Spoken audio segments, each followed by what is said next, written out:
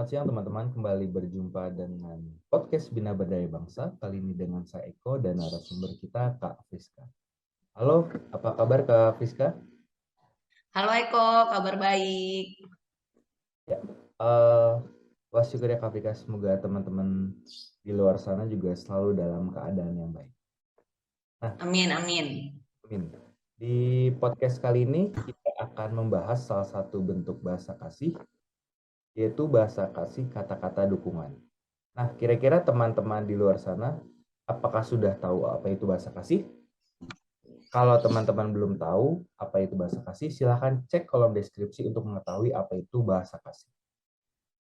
Di podcast kali ini bersama Kak Friska, kita akan mengenal lebih dalam lagi mengenai pengaruh bahasa kasih dalam bentuk kata-kata dukungan terhadap perkembangan anak. Oke, Kak Friska. Menurut Kak Friska, kira-kira bagaimana sih Kak ciri-ciri anak dengan bahasa kasih kata-kata dukungan? Mungkin. Ya, oke. Thank you Eko pertanyaannya. Ya, jadi kalau untuk anak-anak itu kita kan masih belum bisa benar-benar menentukan ya apa sih sebenarnya bahasa kasih utamanya. Memang yang paling gampang itu adalah dengan mengobservasi dulu, kita amatin, kita lihat gitu. Terus kalau misalnya memang bisa melakukan tes kayak gitu, sekarang udah banyak banget ya tes-tesnya secara online gitu, atau mungkin kalau ada ibu-ibu, bapak di sini gitu yang pernah mengikuti kursus parentingnya YBB gitu, itu bisa lihat juga gitu, kita ada kasih untuk tes bahasa kasih secara tertulisnya. Nah itu bisa dipakai caranya, tapi yang paling gampang memang harus diamatin gitu kan, karena kan maksudnya bapak ibu di rumah gitu yang paling memahami ya, mengenal siapa anaknya gitu. Nah, jadi kalau misalnya kita lihat dan maksudnya ini kita bisa kayak cek-cek ombak dulu ya gitu. Kan ada 5 nih bahasa kasih kan, yaitu yang waktu berkualitas, terus kata-kata dukungan salah satunya, kemudian yang melayani, terus ada lagi yang namanya sentuhan fisik, terus ada lagi yang namanya tuh eh, menerima hadiah gitu ya. Nah, jadi kita bisa cek ombak nih, mana sih dari kelima bahasa kasih ini yang merupakan bahasa kasih utama anak. Nah, kalau misalnya bahasa kasih utama anak ini adalah kata-kata dukungan, biasanya kalau kita kasih dia pujian, kita puji nih penampilannya, kita puji misalnya, wah kamu hebat banget loh, kayak hari ini kata ibu guru, nah misalnya kayak gitu ya, dan kemudian kayak matanya tuh berbinar-binar, terus dia seneng banget, terus dia semangat, besoknya dia jadi makin excited gitu untuk pergi ke sekolah, untuk melakukan hal yang baik. Berarti kemungkinan besar anak itu bahasa kasih utamanya adalah kata-kata dukungan atau word of affirmation. Jadi dia benar-benar merasa sangat bersemangat, terisi banget energinya ketika dia dipuji, ketika dia diberikan dorongan. Kayak gitu sih. Oke, Kak Friska. Berarti kalau misalnya yang bisa dilihat tuh anak-anak dengan bahasa kasih kata dukungan itu akan terlihat lebih bersemangat dan dia sangat menghargai bentuk-bentuk kata-kata dukungan yang disampaikan orang lain kepada dia ya. Dan Betul, betul, betul, betul. terkadang dia akan lebih semangat lagi bersemangat lagi untuk melakukan hal yang sama ketika dia telah mendapatkan kata-kata dukungan dari orang tuanya ataupun dari orang di sekitarnya gitu ya kayak. Ya, betul. Terutama sih dari orang-orang yang dia percaya ya, gitu. Maksudnya kayak orang-orang di lingkaran terdekat dia, gurunya, terus teman-temannya, gitu, orang tuanya pastinya ya, kayak gitu. Oke, Kak Prisca. Nah, kan kalau misalnya di sekitar kita kita mungkin kalau misalnya Kak Friska pernah dengar juga kadang ada orang tua itu yang memberikan dukungan kepada anaknya tapi dengan membandingkan misalkan kayak kamu tuh bagus, kamu tuh bisa kayak si A tuh, lihat tuh si A tuh seperti ini. Jadi kan ada memberi dukungan tapi terkesan juga membandingkan ada dengan anak lain gitu ya. Dan kadang-kadang anak merasa tidak nyaman ketika dirinya dibandingkan dengan orang lain ya kayak. Nah, kira-kira menurut Kak Priska gimana sih tips untuk orang tua dalam memberikan kata-kata dukungan kepada anaknya tapi tanpa membandingkan dirinya dengan orang lain atau anak lain? Ya, iya. Terima kasih Eko. Iya betul ya. Pasti nggak akan ada orang Bahkan kita pun sebagai orang dewasa, kita nggak suka gitu dibandingkan dengan orang lain, apalagi anak-anak ya gitu. Karena sejatinya harus kita gitu sebagai orang dewasa gitu, Bapak Ibu sebagai orang tua harus belajar mengingat selalu gitu ya, sadar gitu bahwa anak kita ini unik gitu. Dia punya keunikan masing-masing. Dia berbeda pasti dari saudaranya, dari kakaknya, abangnya, adiknya gitu.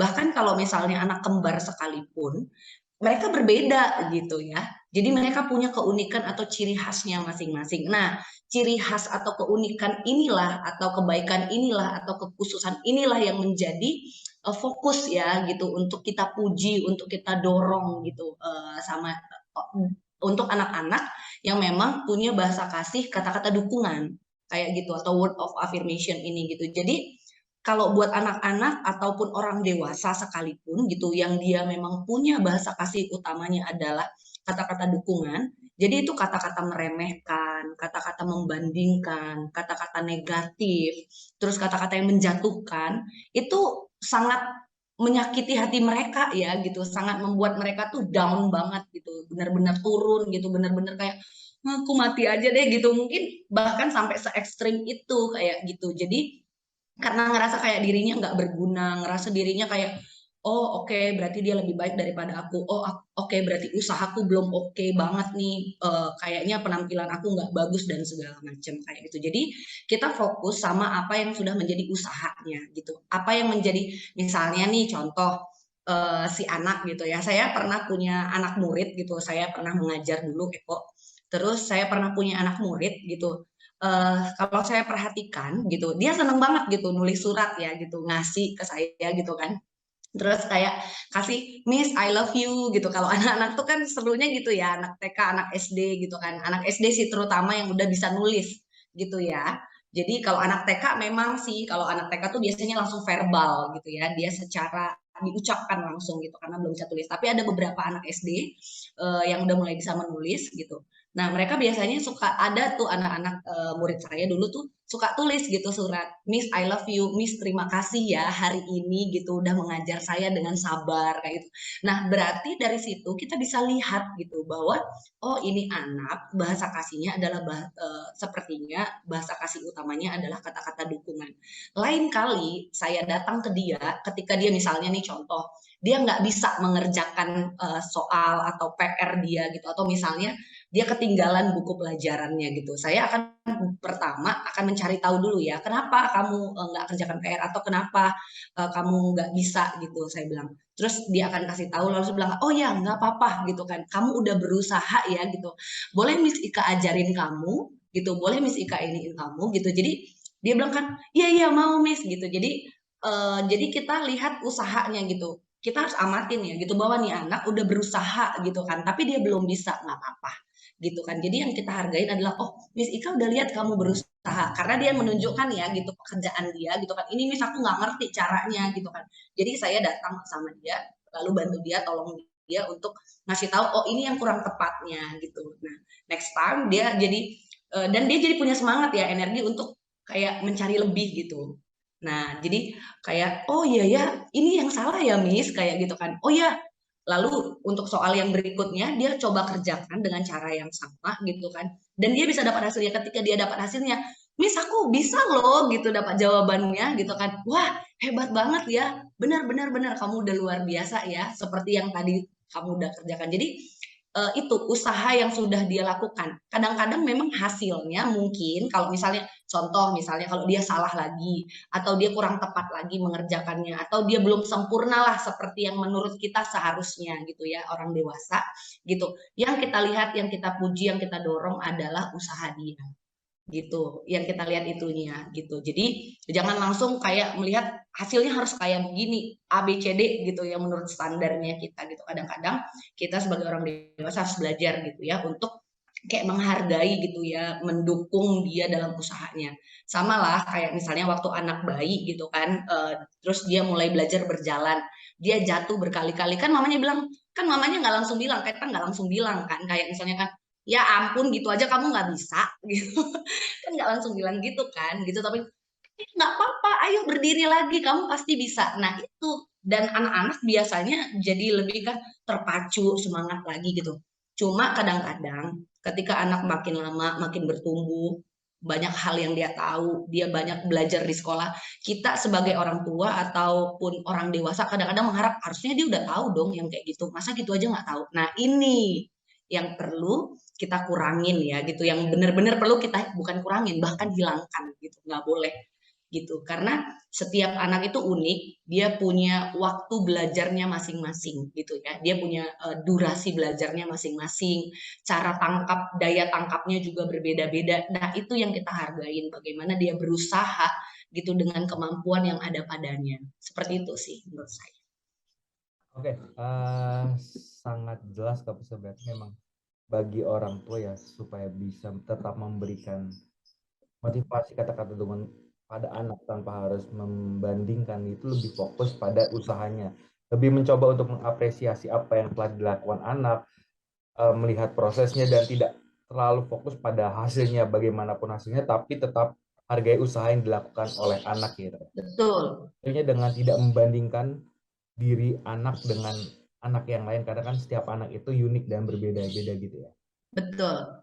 Oke, sangat menarik Kak Priska. Mungkin ini menjadi pertanyaan terakhir ya Kak ya. Kan tadi dijelaskan di awal juga ya, kalau misalnya bahasa kasih itu ada berbagai macam ya, selain bahasa kasih kata-kata dukungan, dan mungkin saja orang tua itu punya bahasa kasih yang berbeda dengan anaknya. Iya. Ini anak-anak dengan bahasa kasih kata-kata dukungan. Nah, menurut Kak Frisa sendiri, ada tips nggak sih Kak untuk orang tua dengan bahasa kasih yang berbeda dengan anaknya, dengan anak bahasa kasih kata-kata dukungan itu, supaya mereka bisa tetap memotivasi anaknya, tetapi mereka tetap merasa nyaman gitu dalam memberikan Iya. pada anaknya. Silakan Kak Frisa. Iya. Yang pasti kan tadi kita udah tahu ya gitu bahwa poinnya pada bahasa kasih kata-kata dukungan ini, bahwa kata-kata dorongan, kata-kata dukungan, pujian gitu kepada usaha, kepada penampilannya mungkin. Jadi misalnya contoh nih, dia tiba-tiba hari itu misalnya anak remaja, kalau punya anak remaja ya, hari itu tiba-tiba dia berpenampilan berdandan, anak remaja perempuan berdandan, atau mungkin anak remaja laki-laki kita gitu, dia misalnya necis banget nih ya, nggak biasa-biasanya, biasanya urakan gitu kan, pagi-pagi ini udah dandan, udah keren gitu ya, udah cakep lah gitu, wangi gitu kan. Kita bisa puji gitu penampilan, wah kamu pagi ini beda banget gitu dengan pagi yang lain, anak mama, anak papa gitu kan, keren banget, mau kemana bang gitu misalnya, atau kemana kak gitu, atau mau kemana mas gitu kan. Jadi kita bisa kasih, kita berikan apa namanya, mereka akan sangat menghargai ya ketika kita bahkan menyadari hal-hal perubahan-perubahan detail atau kecil gitu di mereka dan kita memuji itu ya. Jadi misalnya biasanya contoh dia bangun pagi gitu. Nggak biasanya dia bangun pagi, terus dia tiba-tiba sapu-sapu, atau misalnya dia cuci piring di dapur gitu kan. Nggak tahu. Kan kadang kita gini ya, sebagai orang tua atau misalnya kalau saya sebagai kakak bahkan tumben loh gitu, bangun pagi cuci piring, kena setan apa? Lah jangan gitu ya. Jadi justru kita, wah keren banget kamu pagi ini ya, luar biasa rajin gitu kan. Wah tiap pagi kalau kayak gini pasti makin keren nih kamu gitu. Jadi jangan kayak maksudnya dibilang kan apa kayak ngejatuhin ya, kena setan apa lo gitu atau sambet apa lo gitu. Itu tuh kayak menjatuhkan mereka sih sebenarnya gitu, karena apaan sih gue buat baik kok jadi di ini gitu, maksudnya kayak jadi dibilang kesehatanan atau kesambet apa gitu. Jadi hal-hal yang itu, perubahan-perubahan yang seperti itu mungkin kita bisa berikan kata-kata pujian, kata-kata dorongan gitu sama dia ya gitu. Nah jadi seperti itu gitu. Jadi kalau kita udah tahu dia sangat termotivasi dengan itu, berikanlah kata-kata pujian itu, bukan ya, bukan untuk kita mendapatkan tujuan kita. Jadi misalnya contoh, kita mau supaya dia mengerjakan sesuatu atau berubah dalam hal sesuatu. Saya pernah baca satu cerita gini. Jadi ada satu suami istri gitu. Suaminya itu bahasa kasihnya adalah kata-kata dukungan. Oke. Terus istrinya ini tuh udah kesel banget ya, udah dari kemarin, udah dari sebulanan yang lalu minta tolong suaminya supaya ngecat dinding kamarnya mereka, tapi nggak dicat-cat tuh sama suaminya. Terus setiap weekend suaminya ngerjain apa? Nyuci mobil lah gitu ya. Terus moles mobilnya lah gitu. Terus buang sampah lah. Nggak dikerjakan tuh ngecat-ngecat kamarnya. Padahal istrinya udah bilang kan, tolong dong cat kamar kita kayaknya udah kurang bagus tuh warnanya, udah gini gini gini segala macam gitu kan. Nah, istrinya lupa gitu. Padahal suaminya udah dan nggak pernah gitu ya kayak maksudnya memuji gitu apa yang sudah dilakukan suaminya gitu ya. Jadi hal-hal baik yang udah dilakukan suaminya gitu kan. Dia fokus pada permintaannya gitu kan. Permintaannya adalah mengecat kamar. Gimana caranya supaya suami gue ngecat kamar gue gitu kan. Nah, dan suaminya nggak ngelakuin kayak gitu. Sampai satu kali dia datang ke salah satu ke salah satu konselor gitulah. Kemudian dikasih tahu sama konselor ini eh akhirnya ketahuan lah bahwa bahasa kasih si suaminya adalah kata-kata dukungan. Lalu konselornya kasih saran gitu ya kan. Lain kali kalau misalnya kamu lihat suami kamu melakukan hal yang baik, pasangan kamu melakukan yang baik, puji itu gitu kan. Terus akhirnya dia belajar ya. Terus tapi dia keluar dari ruang konselor itu gimana ceritanya saya muji dia untuk melakukan hal yang baik yang lainnya, terus itu membuat dia bisa mengecat kamar saya katanya kan. Tapi ya udahlah gitu kan. Karena dia udah stres gitu, ya udah deh gue ikutin saran konselor ini, akhirnya diikutin tuh sama dia mulai belajar ya gitu melihat dan dia keep gitu, dia nggak ngomong-ngomong lagi gitu soal ngecat kamar itu, tapi dia mulai fokus pada apa hal-hal baik yang dikerjakan suaminya itu, sekalipun mungkin itu bukan permintaan dia ya gitu, bukan yang dia mau gitu kan. Nah, setiap kali dia moles mobil dia bilang kan, wah makasih ya sayang gitu kamu udah buat mobil hari ini jauh lebih kinclong gitu kan, makasih ya sayang kamu udah bawa apa namanya bawa sampah-sampah dari dapur gitu kan, dan itu meringankan pekerjaan aku gitu. Jadi mulai tuh suaminya kan jadi senang senang senang sampai akhirnya suaminya beneran ngecat kamar dia, padahal dia nggak ngomongin lagi loh, karena dia tahu itu permintaan istrinya. Jadi ketika si suaminya itu tangki kasihnya terisi gitu, dia bersedia gitu untuk melakukan apa yang diminta sama istrinya, sekalipun mungkin nggak diomongin lagi gitu kan. Dia tahu bahwa oh ya istri saya belajar mencintai saya dan saya pun mau belajar mencintai istri saya gitu. Jadi sama gitu konsepnya, prinsipnya sama juga gitu dengan anak kita.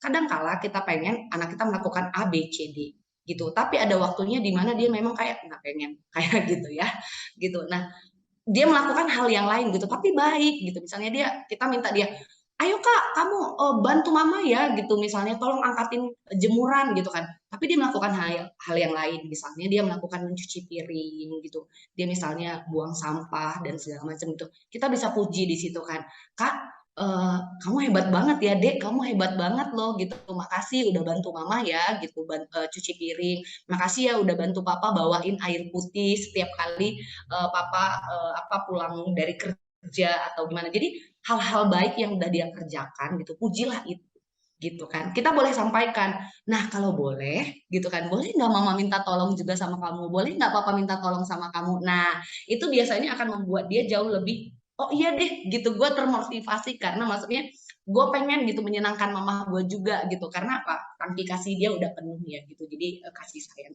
apa, ada bagian di hidup kita yang kayak tangki gitu, yang itu harus diisi gitu dengan kasih gitu, dan itu harus diisi dengan tepat ya gitu, dengan bahasa kasih kayak gitu kok. Sama yang kedua, memang menurut aku adalah ya hindari gitu apa-apa yang memang sangat ditakutin ya sama orang-orang yang dengan bahasa kasih dukungan ini tadi, yang kayak misalnya kata-kata hinaan, terus kata-kata yang menjatuhkan ya kayak tadi kan, kamu kesambet apa, kesetanan apa gitu, atau misalnya kan ya bagus sih kamu buang sampah, tapi kan yang mama minta kamu angkat jemuran gitu. Jangan jangan kayak gitu. Jadi kayak istilahnya dia nggak merasa dihargain gitu dengan hal baik yang dia kerjakan gitu. Jadi seperti itu sih menurut aku. Jadi hindarin. Jadi yang pertama adalah lakukan, berikan dia pujian, dorongan pada hal-hal baik yang sudah dia lakukan, usaha-usaha yang dia lakukan gitu, perubahan-perubahan kecil, sekalipun kecil gitu ya.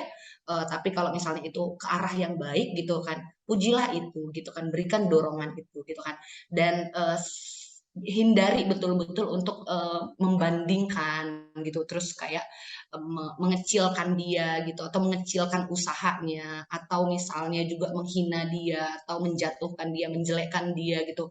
Apalagi kalau misalnya di depan umum gitu. Jadi kalaupun apakah artinya ini kita tidak bisa memberikan masukan atau kritikan kepada anak-anak ataupun orang dengan kata-kata dukungan? Bisa. kita bisa memberikan kritikan, kita memberikan masukan kepada mereka. Tapi kalau memang sebaiknya adalah dengan empat mata ya berdua kayak gitu dengan mereka. Itu sih mungkin kok. Wah, terima kasih Kak Friska sangat menarik nih Kak. Detail banget nih jelasin dari misalnya apa yang harus dilakukan orang tua supaya anaknya itu tetap sesuai dengan semangatnya, kasihnya terisi ya, gitu, supaya terus-terusan terisi dengan mengapresiasi hal-hal kecil dan juga menghindari kata-kata yang mungkin dapat menjatuhkan atau menyakiti hati dari anak-anak dengan bahasa kasih, kata-kata dukungan ya Kak. Betul, betul. Oke, terima kasih Kak Friska, sangat menarik diskusi Iya, hari ini. sama-sama Eko. Semoga apa yang kita dapat hari ini, kita bahas hari ini bisa berguna dan bermanfaat bagi ayah bunda di luar sana dan membimbing anaknya, terutama mereka dengan anak berbahasa kasih, kata-kata dukungan. Oke. Baik Kak Friska dan teman-teman semua, saya Eko dan Kak Friska pamit undur diri. Sampai jumpa di podcast Bina Berdaya Bangsa selanjutnya dengan pembahasan yang lebih menarik tentunya, dan salam pemberdayaan. Terima kasih semua. Salam pemberdayaan. Terima kasih Eko. Terima kasih Kak.